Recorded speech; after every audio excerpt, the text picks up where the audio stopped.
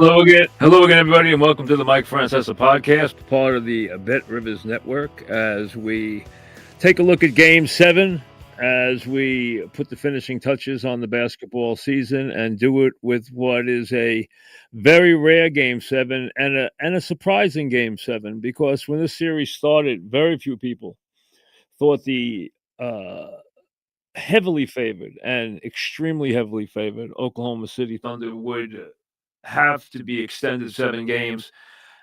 As the series progressed, it became obvious that Indiana was going to be a little tougher than Oklahoma City probably or anybody else thought. And now we get ready for a Game 7, which was in no way a surprise uh, before Game 6. I told you that I thought Indiana would go home and win Game 6. And the reason why is, as I've watched this series unfold, two things have become starkly evident. One, Oklahoma City is a very long and very talented young team. And number two, they are unbelievably immature.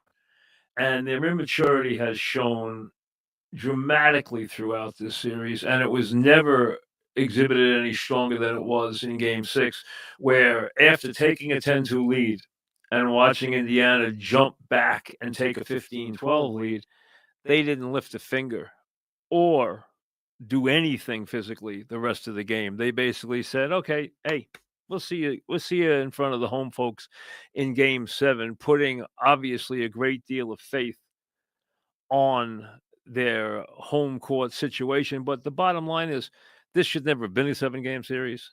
These are not equal teams. And although I have seen, not only sensed, I have seen a lot of support for Indiana, and a lot of people picking Indiana in Game 7, getting obviously 7.5 points.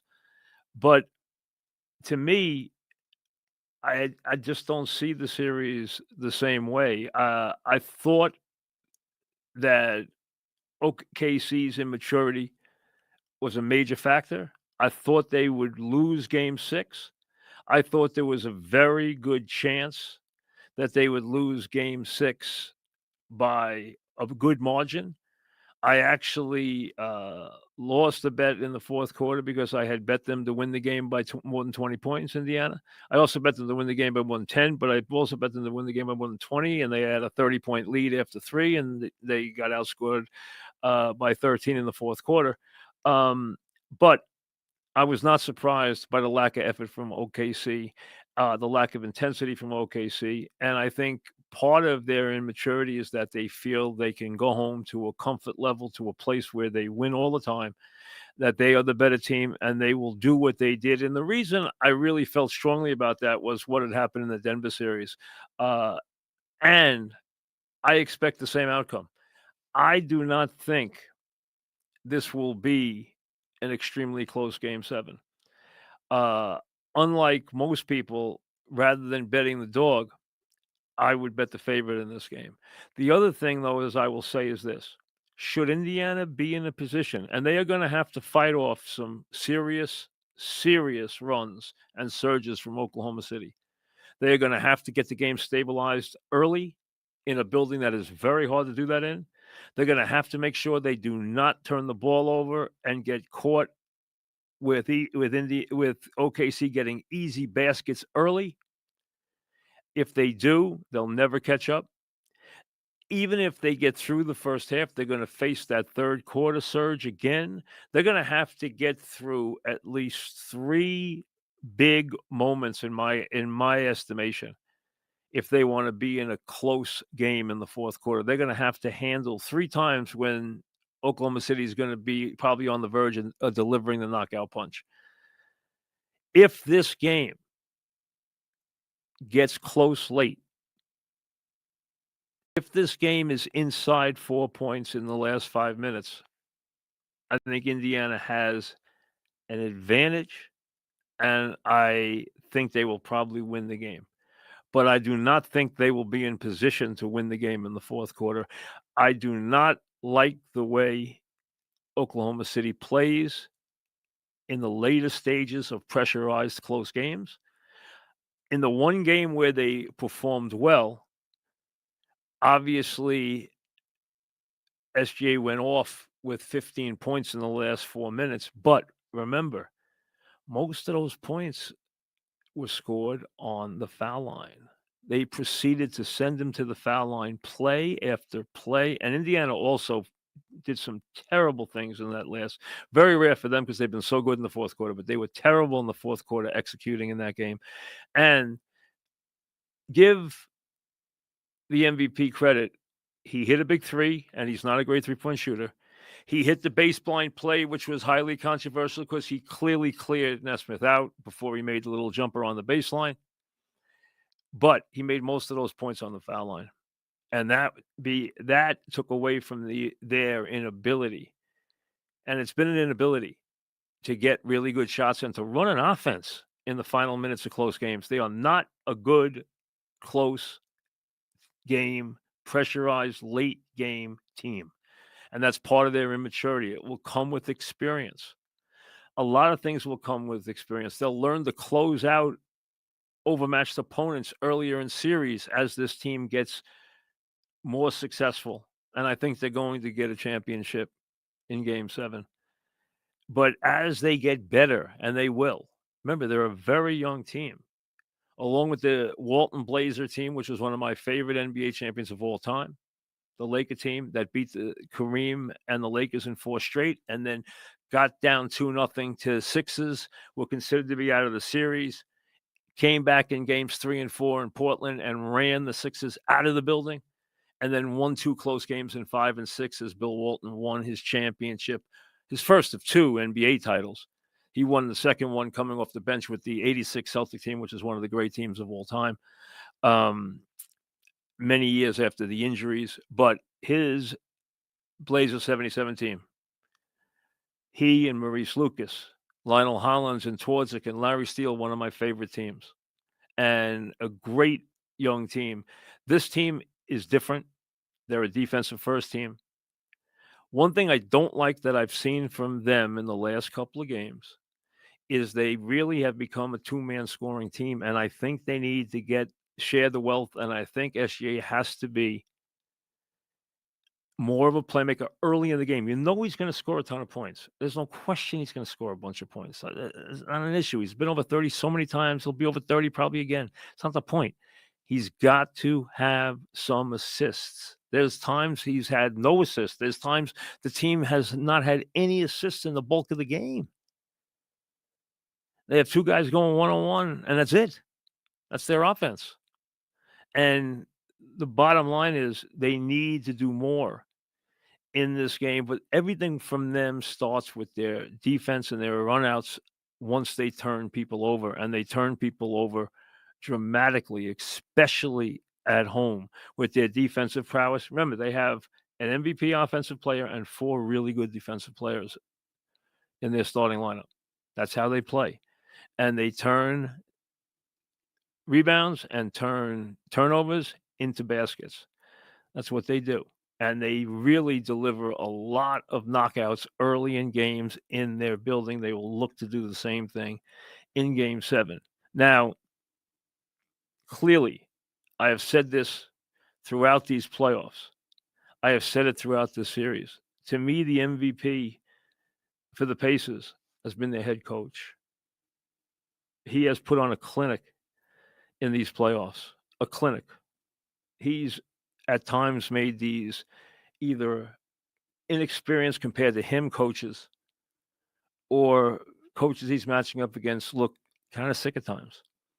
He is a brilliant coach, and he has been unbelievable. And if you've noticed in the last 3 games, Indiana, which has a team that everyone says, oh, anyone can lead a team in scoring. Not true.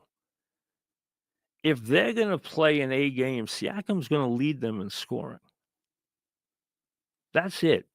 Halliburton once in a while can. That's not going to happen probably. He's not 100%, but also it's not going to happen. Siakam is their go-to offensive player.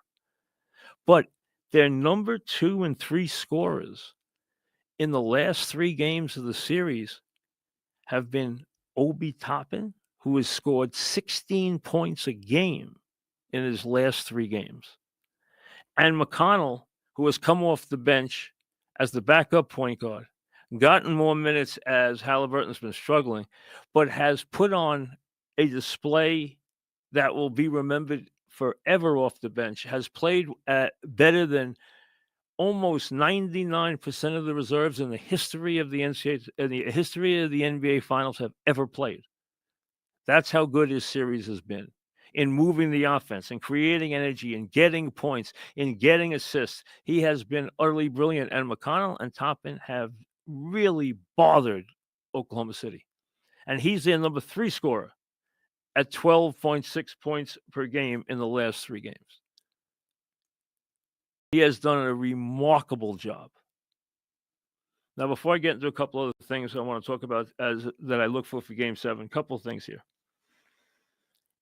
Wages for Game 7. Unlike most people, I think Oklahoma City is going to cover. The line 7.5. These are all Bet Rivers lines, obviously. Number 2, I have bet McConnell, who's a big favorite of mine and has been for years. I love Pritchard coming off the bench and what he does for Boston, and he's a much better three-point shooter than McConnell is. I love what McConnell brings to the game. He's an old-fashioned player who shows there's a role for a player who plays with that kind of intensity, that kind of smarts, and that kind of bravado. He has had a wonderful series, and I love when he's on the court. I love when he's on the court. I think there's only one way OKC combats that. I'll get to that in a couple of minutes. I have bet him over points in every game in this series. It's 5-1. It lost 1 game. Okay. He has scored a lot of points of late, and the number keeps going up. The number started at 6.5. It went to 7.5. It went to 9. It went to 10.5 for Game 6, and it's back at 9.5 on the road for Game 7. I'm taking him over again, minus 115. Straight out. So I would take Oklahoma City. I would take McConnell over 9.5 points. I think he's going to play a lot of minutes again. I think he's going to put up his 10 to 12 points and his 4 to 5 assists. I think they are going to give him and cut out 20 minutes for him in this game. And the only way that doesn't happen is if he is having some major issue or if Halliburton is just unconscious, which I do not think is going to happen. I got a same game parlay for you. 4 parts that will pay $750 to 1. I think Oklahoma City, looking for that third scorer, will give major minutes, and they do in big games anyway, to Caruso. He will be a major factor in this game. I like him as 2/4 of the same game parlay. I like Caruso over 8.5 points. I like Caruso plus 1.5 made threes, which is plus 138. I think he will make a couple threes. I think he will take probably as many as 5 in the game. I think he will take a bundle of shots, and I think he will play a lot of minutes. Number 2, I will take Obi Toppin. Obi Toppin's last 3 games, he has averaged 16.3. He has been a major factor, and he is playing major minutes, and he is in the last 3 games taking at least a dozen shots in every game. He's 9.5 over points. You're going to see McConnell and Toppin be major factors. Toppin gets in the game usually in the first 5 minutes. McConnell usually comes in around the 4-minute mark in the first quarter and plays right through the 4-minute mark in the second quarter. Those are usually his 8 first half minutes. He was doing basically 16 minutes. The last couple of games, he's been up in the 20s, early 20s. So Obi Toppin over 9.5 is play number 3. And play number 4 is SGA over 5.5 assists. So 4-prong. Caruso over 8.5 points. Caruso over 1.5 3-point made field goals. Obi Toppin over 9.5 points, and SGA over 5.5 assists. I think they are going to want him to get other people involved consciously early in the game. And then second half will be primarily his show, as it usually is. And when they go to extreme defenses against him, that's when Williams just takes the ball and drives to the basket. That's what they do. They take him away from the SGA action and let him just penetrate or take his jump shot, but really go to the basket. That's 4-pronged same game parlay for 750 to 1. Now, you talk about strategy in this game. The first thing, and you've heard me talk about this so many times, when you are playing a deciding game, when you are playing that big winner take all game, and you are on the road, the first thing you have to do, especially in a building like Oklahoma City, which is so loud, you have got to stabilize the game. Do not get off to a start that you are digging uphill and they get crazy, where they can challenge, where they can jump into passing lanes, where they can do things because they're not worried about one possession anymore because they've gotten a lead and now they're trying to just drive you out of the building. And they're very good at doing it. They do it a lot. They blow games wide open early a lot. That is something you have to guard against. Number two, if you are OKC, you've got to get the third person involved. Everyone thinks it'll be Holmgren. I don't think so. I think it'll be Caruso. In this game, I think they've gone away from Dort a lot. He is not getting any kind of shots. We know Williams and the MVP are going to get a ton of shots. I think Cruz is going to play major minutes, and he's going to be very involved in the offense. You know he's involved in the defense. You know he's very involved in everything with them, and he provides leadership for them and stability on the court. I think he's going to be a major factor in this game for them, and I would think he's going to be a very prominent figure in the game for them. Now, if I am OKC, I am tired of what McConnell and Toppin are doing to me. What I think they will do is they will, especially if they get a lead, stagger SGA's minutes in the first quarter so that he is on the floor when McConnell comes on the floor. The one thing that McConnell has trouble with, and he has been running amok in this series, is when he has to deal with the MVP being on the floor. Because when they catch him in the wrong defensive matchups against two big guards, he can get in trouble. He starts reaching. He starts trying to overplay it. He gets in trouble because of their size. And that's one way I would combat, because what McConnell has come in, and especially the McConnell, Obi, Toppin, Tucson have done, is they've come in and they have changed the pace and the feel of the game on numerous occasions. And OKC has not done a good job against that at all. They have not dealt with that well. And that is something that really Carlisle has just yin and yanged them throughout the entire series with. He has done a masterful job. And let's be honest, OKC's immaturity is in every facet of their game, including coaching. And you've seen the indecision in the Thunder, who are so big and so talented. Are we going to play big or are we going to play small? Are we going to play Hartenstein or we're not going to play Hartenstein? Are we going to do this or are we going to do that? Am I going to match up? And he finds himself chasing and matching and mixing and matching. And Carlisle is always one step ahead of him. If you're in game 7 here, ignore Carlisle. Play your game. Make them play to you, The only adjustment I would make is I would make sure I have primary players on the floor against the McConnell, Toppin, and not secondary players on the floor as they continue to drive everybody crazy at the end of the first quarter and the beginning of the second quarter. Don't allow that. Negate it because that has been a huge factor in this series. Look at what Toppin has done in the last couple of games.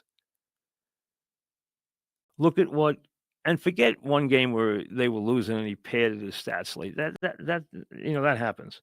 But the bottom line is, look at what he's done in the series. It's really been unbelievable. I mean, here's a guy that you didn't think much about when the series started. I mean, you really didn't. You didn't think that was that big a deal.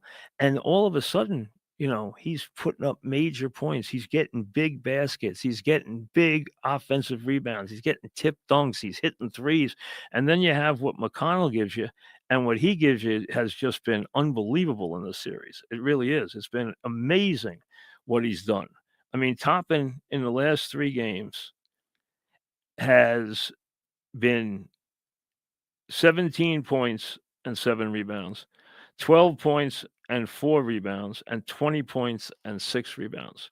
And he has played in the 20s in those 3 games. And you know what you've gotten in the last 3 games from McConnell, who has become one of the real stars of this series. I mean, in the last 3 games, he's, had terrific games. He really had a good series all along, almost every game. 9 points, 4 assists, 11.6 assists, 10 points, 5 assists, 8 points, 2 assists, 18 points, 4 assists, and then last game, 12 points, 9 rebounds, and 6 assists in 24 minutes of play. I mean, off the bench with a backup point guard doing that, but more than that, he's controlling the tempo of the game.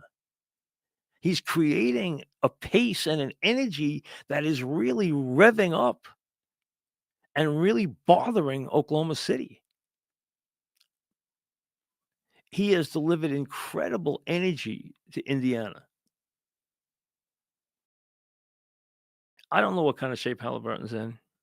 I'm going to figure if there's a big shot to be had late, Halliburton will make it. He has been at times a non-factor. Hey, they have a lot of guys. Nesmith can hurt you. Nemhard can hurt you. Right? Turner has had kind of a quiet series. There's been rumors that he's hurt. Mathurin has not had the series that you probably thought he was going to have. But the bottom line is what McConnell and Toppin have brought off the bench has been unbelievable in this series. And Siakam he's been really good. I mean, he's averaged 21 points a game in the series. He is going to score, and he's got to score. And he's a guy that has championship experience. He knows his way around the big game, and he can score off the break. He can score when he gets a mismatch inside, and he can score even from 3-point. He can do what good scorers do. He can overpower the smaller player, and he can go around the bigger player. He is a matchup nightmare. And he's the guy that is going to be their base scorer. Oklahoma City's got 2. Right now, I think Indiana's got 1 base scorer, but they have about 5 other guys who can all get hot. And that makes a difference. Do I see a real way for Indiana to win this game? I think for Indiana to win this game, they are going to have to make about 18 threes. That sounds like a big number. Without that, I don't think they can win the game in any way, shape, or form. I think if they can get the game into the last 5 minutes and it's close, Oklahoma City will have a very hard time getting to the finish line. That's the only thing, though. Oklahoma City, I think, knows that. If they don't know that, they're pretty dumb by now. They are not real good at operating any real efficient offense in the last stages of really good games and really close games. And the bottom line is they've given up some games they never should have given up this year. And in these playoffs, some horrific games they've given up. And they've also had a lot of blowout wins. And they will try to do what they do. And that is, hey, we're the best team and we're going to run you right out of the building. I don't think you can say, I think what Indiana's accomplished is wonderful, but there are no moral victories here. I don't think anything is gained because Indiana got to 7. That's been very good for the league. It's thrown some energy into a series that was very low rated, was kind of dismissed because Oklahoma City was such an overwhelming favorite, one of the biggest favorites in NBA history in the finals. Indiana delivered that first blow, and that changed the series dramatically. Without that, we wouldn't even be here. This thing would have been over in 5.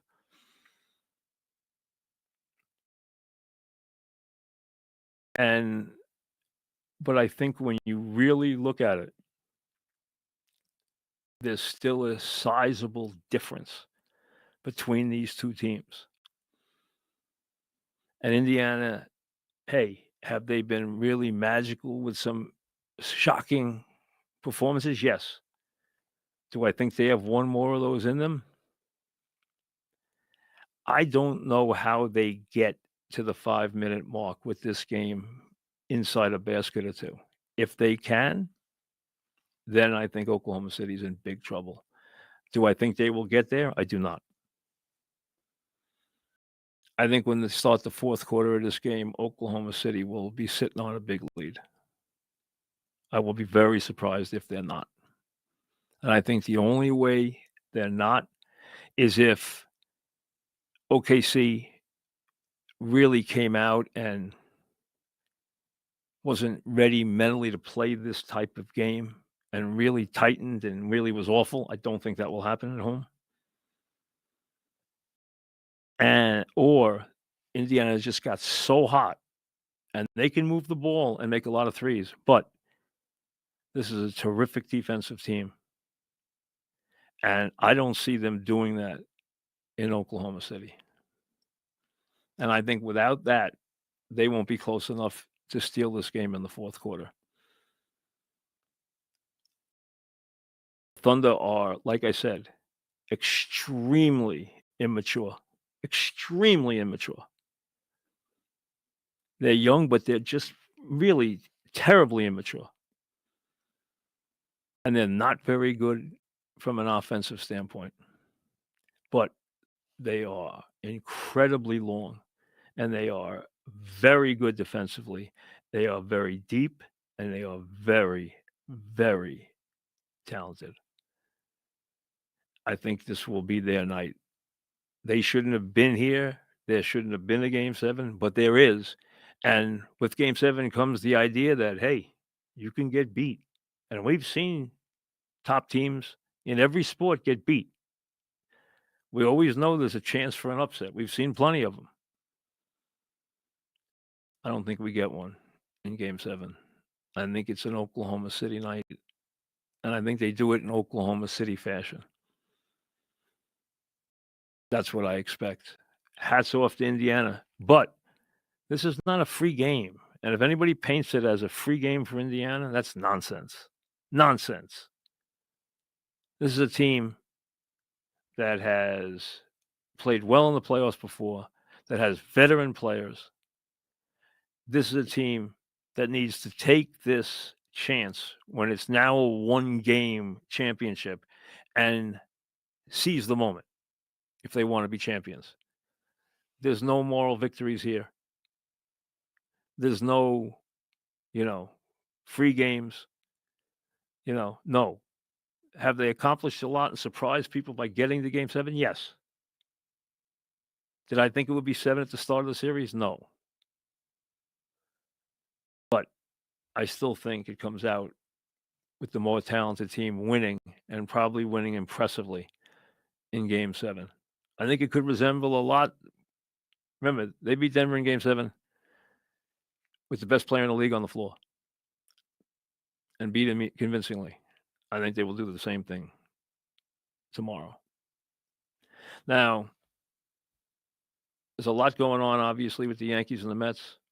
The Mets falling out of first place. As I broadcast this, they've lost 7 in a row, getting ready to play tonight. The Yankees had lost 7 of 8, and today they got a matchup, and Schmidt threw 7 no-hit innings. He's now thrown 25 scoreless innings. He has been a find. He has been superb. They made the right move taking him out of the game today because he'd thrown 103 pitches. There was no way he was going to pitch a no-hitter. The no-hitter is not that important. More important is what he's doing right now for the team. And the Yankees came up against a pitcher today who has been struggling mightily against left-handed hitters. And watch today as Grisham homered and Esquera homered and Rice homered. And then later on, Volpe homered and got a couple of hits after going 0 for 25. And the Yankees finally had a laugh for 9-0. Hey, they haven't played well lately. They have their own issues. Mets have to right the ship. And remember, the Mets have the Phillies. And then they come home for 4 with the Braves,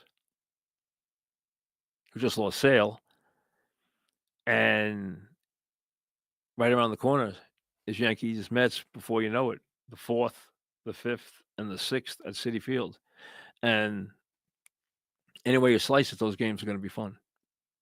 A lot of fun. So we got plenty to do with them going forward. We got the NBA draft later this week. We'll be all over that. Obviously, Cooper Flag is going to be the first player drafted. There's some very interesting players right after that. Very interesting players. And I'll get into that before we have the draft this week. But back to the game. I think it'll be in Oklahoma City, Game 7. We'll see you later.